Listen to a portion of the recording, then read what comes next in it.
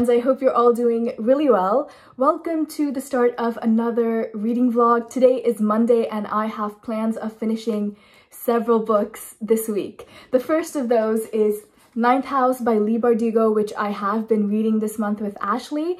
We have been reading 100 pages each week and now we only have the last 50 pages left. I'm actually really liking this book. Right now, I think it is at 4 stars, but depending on the ending, I might even bump it up to 5 stars. It is definitely slower than most books that I like, but I do like the fact that it has a really slow pace and I am really enjoying it. The next book is Jonathan Strange and Mr. Norrell, which I have been buddy reading with Nicole since June, and it is finally time to finish it. I am on page 285 right now, so I hope to power through until page 500 today, and the rest I will see. So far, I don't really like it, unfortunately. It might be like 3 stars or like 2 stars. Obviously, I need to read the rest of it to make up my mind. And lastly, I need to finish Dark Dawn. I am 100 pages in and I just don't like it. I just do not like it at all, but I need to finish it because it's one of those series that I said I would finish at the beginning of the year. So I just need to power through. I also went to the library the other day and got Empire of Gold, which is the last book in the City of Brass trilogy. I'm not getting to it this week, but I'm so excited to read it after I'm done with all these other books. Those are all my plans. Wish me luck.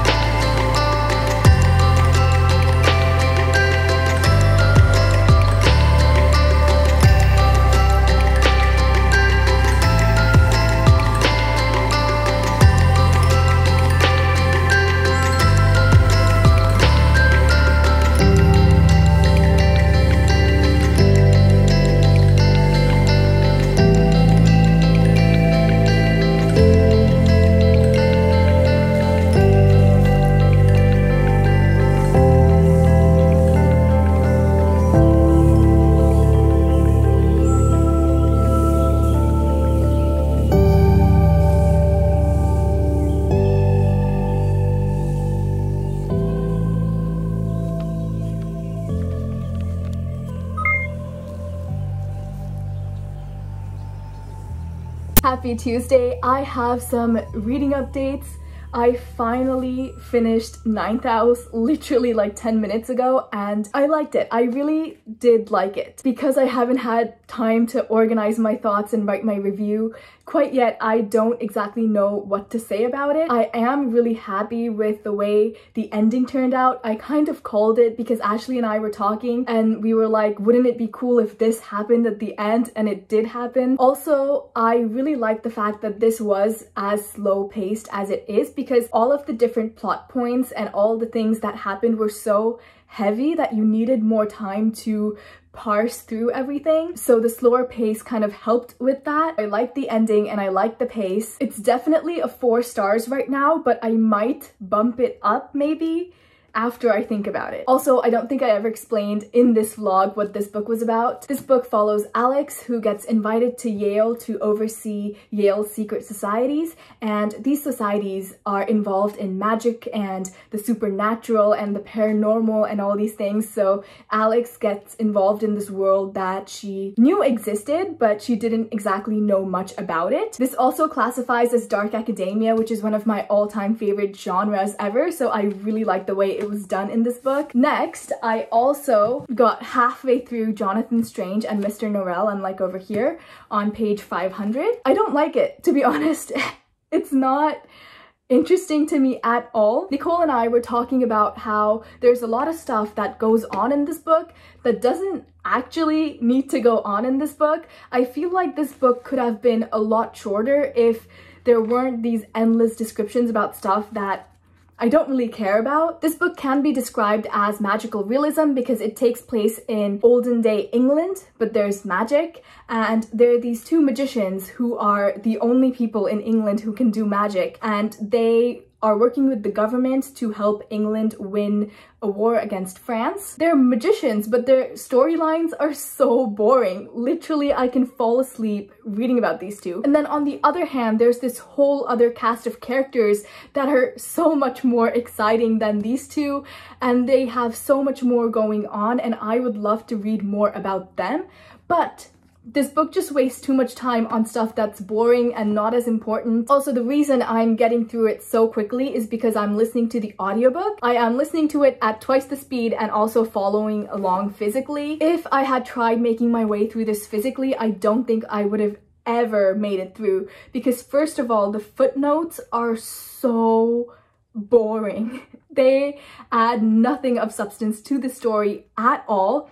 Let me find this page. This page is all footnotes. And there's this one other page that's like filled with footnotes. Okay. The footnotes start over here, and then these are all footnotes. These are all footnotes.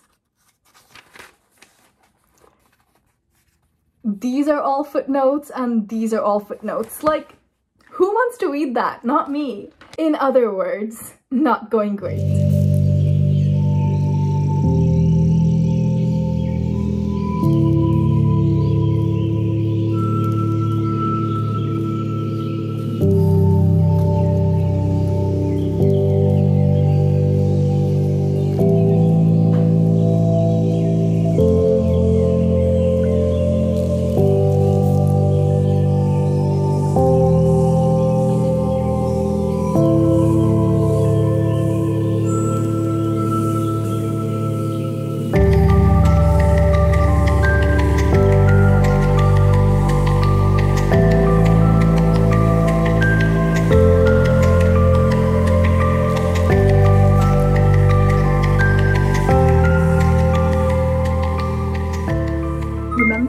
Literally yesterday when I said that the only reason I was able to make my way through this book is because I was listening to the audiobook. I no longer have access to the audiobook. I don't know if I accidentally turned it back into the library, but point is, I don't have it anymore and I am unable to check it out again for whatever reason, so the rest of this I must read physically. In other words, I jinxed myself. There is only one way in which I can possibly explain this book, and that is reading Jonathan Strange is sort of like watching paint dry. I know many people love this book. I know it's a modern classic or whatever, but it is so boring. It is so boring. It's 1,000 pages of absolutely nothing. I am on page 650-ish right now, so maybe I'll try and power through the rest of it today.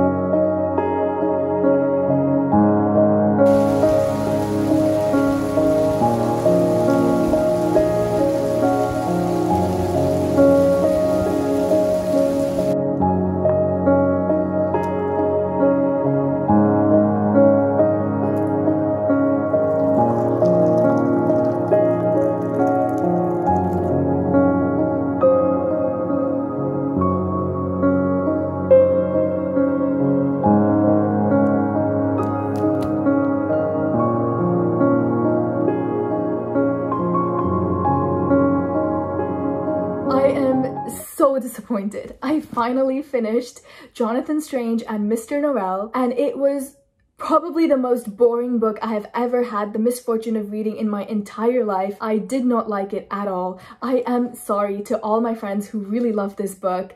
It just was not for me. The fact that I spent 4 months trying to read it should have been quite telling, but I still did not expect it to fall as flat as it did. This book follows two magicians.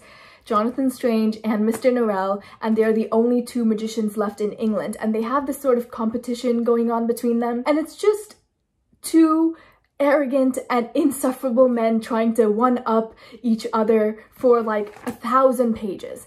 And then in the end, the conflict between them was just pointless because they just get over it. There's no resolution, there's no big battle. It's just one of them being like, I wasn't actually mad at you all along. And the other one was like, let's just work together then. And then they just get over their 1,000 pages of pettiness and start working together. So what was the point?